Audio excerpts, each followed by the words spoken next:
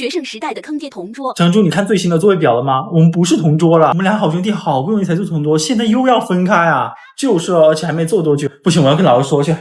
哦，对了，新座位表我是跟谁同桌啊？好像是小美吧。老师什么时候才换座位啊？我现在那个同桌老是上课跟我讲话，搞得我根本没办法集中注意力上课了。哎，你今晚上看球赛吗？也想看啊，但是根本熬不住。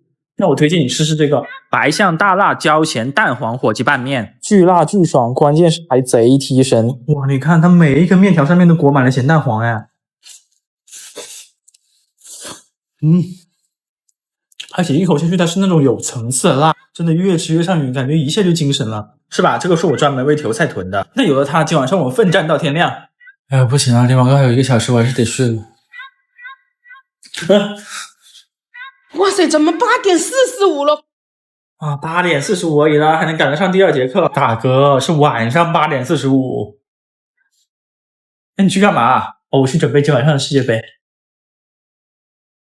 不知道你们晚上有没有看恐怖片睡不着的经历？有一次我和二哥去看了部恐怖片，到了晚上之后，二哥就躺在床上睡不着了，总觉得屋子里有鬼。这时候聪明的二哥突然想到了鬼片里的剧情，鬼都是只吓人类，从来没有自相残杀的。想到这里，二哥觉得要是自己也能打扮成鬼，不就可以以假乱真迷惑其他的鬼了吗？那自己就可以立于不败之地了，真的是太机智了。计划在他的脑海里迅速成型，二哥立马找出了以前买的鬼面具，然后在身上裹了一层白色的布。准备工作做完之后，二哥就躺在床上满意的笑了。但就在此时，一声惊雷炸起，害怕打雷的二哥直接就睡不着了。他急匆匆的下床，想去爸妈的床上挤一挤。进去之后，二哥又怕打扰爸妈睡觉被胖揍一顿，于是站在床边犹豫不决。这时候二叔被一泡尿憋醒，准备起来上厕所，恰好一道闪电劈了下来，屋子里被照得通明。站在床边的二哥被打雷吓得泣不成声，也被闪电带来的光照得格外清晰。于是二叔就看到了一个浑身白衣、脸上异常恐怖的鬼站在床边，吓得惨叫一声。二婶被二叔的惨叫惊醒，之后又是一道闪电，屋里再次亮了起来，那个吓人的鬼又出现了。这时候2个人都被吓到了，这种情况下二哥也不敢出声，一旦被发现自己可能马上就被祭天了。二叔怕鬼扑过来，就狠狠地踢了一脚，把鬼踢到门边。但是抬脚的时候，二叔的括约肌终于得到了一丝舒缓的机会，不明固液混合体万箭齐发。落地之后的二哥顾不上疼痛，马上就跑回了自己的房间。二叔看到鬼朝自己儿子房间去了，怕他伤害到儿子，就顾不上害怕，立马起身追了出去，一脚踢开二哥的房门后，看见二哥在床上放声大哭。原来二哥回到房间后，为了避免被揍，立马就把衣服脱了下来，还跟二叔说睡觉的时候有个鬼从床底下跑了出来。过了一会儿又跑了回来，钻进床底就不见了。这个故事让惊魂未定的二叔深信不疑，他也觉得屋子里有鬼，于是就请来了法师，希望能把鬼抓出来。年幼的二哥听到后觉得自己必须再扮一次鬼，否则法师抓不到鬼，爸妈就会觉得自己在说谎，到时候肯定挨一顿揍。那么接下来二哥会与法师发生什么呢？今晚8点来我直播间告诉你。以前的网络男团，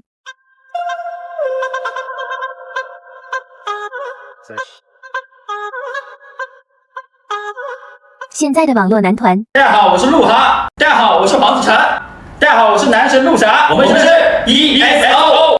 假如让你去体验其他职业，医生，可他明明只是受了点小伤啊，刚刚还好好的，怎么就不行了呢？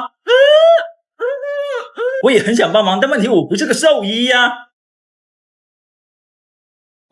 来一张嘴啊！这么多人，我会不好意思的。你快吃吧，我一会儿还有事呢。可是我就是吃得慢嘛。下次你们小区再送不进来，我就给你放门口了哈。我还有好几张赶着要送呢。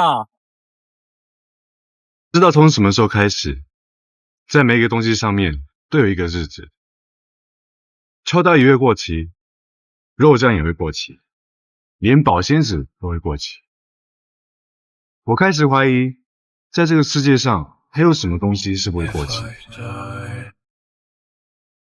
是谁又乱丢垃圾的？可别让我逮到你小子了！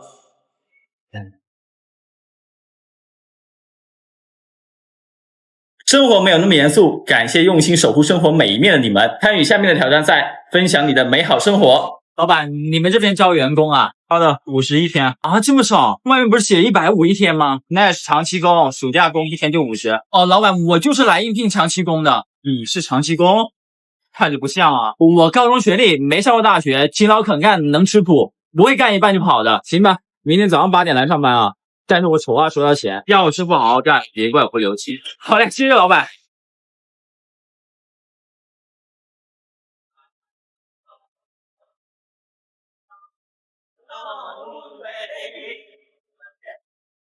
哎，老板你来了，小张这么早就来了，在家也没事干，来早点还能多干点活呢。老板来碗面。哎，来了。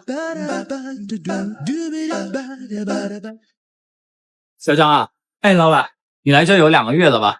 对，我6月底来的，现在已经8月底了。说实话呢，这2个月你干得不错，有你在我就省心很多，而且店里营业额也提高了不少，打算给你升个副店，工资再涨1000。老板，我以后可能没法在这干了，我要开学了。说你高中学历没上过大学吗？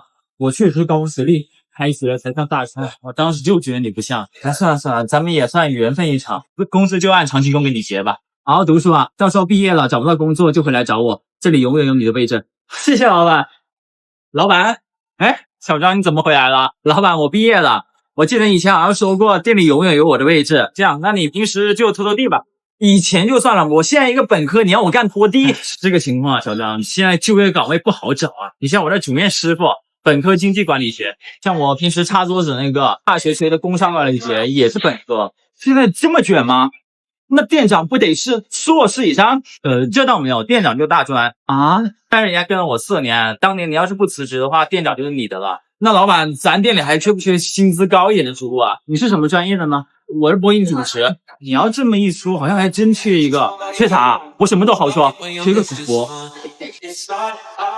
高中的时候，学校食堂就像是开盲盒一样，永远不知道你会从饭菜里面吃出什么东西。在连续吃出3颗石子、2根头发和1个螺丝钉之后，二哥决定自力更生。因为我们宿舍挺大的，厕所也不小，物理学大佬搭了根电线之后，二哥就在厕所里面搭了一个台，做出了一个简易食堂。又因为二哥在家里面排第8，他又给厕所取名为老8食堂，立志要超越学校食堂。说实话，刚开始我们没人看好他，毕竟谁没事去厕所吃饭啊？但出乎我们意料的是，二哥显然早就考虑到了这一点，并因地制宜做出了油炸臭豆腐。可能是吸收了厕所天地精华的原因，那个味道非常纯正。刚开始投诉的同学在吃过二哥的1口臭豆腐之后，纷纷表示真的太香了。也回到宿舍之后，整天只想待在厕所回味那个味道。二哥从中看到了卖饭的商机，推出了只要10元就能够在厕所吃到饱的活动。老8食堂凭借着它既实惠又管饱的优惠，很快就深受广大同学们的喜爱。看着同学们吃着他的饭菜，脸上洋溢着幸福的笑容时，二哥跟我们说，他一定要把老8食堂带出厕所，迈向国际。但好景不长的是，那天二哥做的蘑菇汤实在是太鲜美了，惹得一堆同学挤到厕所里面去喝，被路过的校长抓了个正着。校长警告二哥要他立刻停止营业。那天晚上，二哥待在厕所里面久久不愿意出来。我们看到这一幕，不禁感到惋惜。也许从明天起，老8食堂就不复存在了吧？但没想到的是，意外发生了。谁知道当天的蘑菇有致幻性，那天喝了汤的同学都出现了幻觉，3更半夜的时候不睡觉，吵到操场里面集体梦游，那场面堪比生化危机。当我们问二哥那些蘑菇是在哪里搞来的时候，二哥我们说他是从阳台上的拖把上采的，5颜6色的，可漂亮了。当时我们差点没忍住把二哥掐死。这件事情直接惊动了有关部门，经过认真调查之后，查出了学校食堂卫生严重不达标，校长被罢免，食堂重新招标，二哥也被记过处分，再也不能在学校做饭了。但是老8食堂对学校食堂的改革却深入人心。从那以后，同学们都能够放心的吃学校的饭菜了。为了让老8食堂传承下去，所以每年的今天，大家都会在厕所里面集体吃饭来纪念二哥。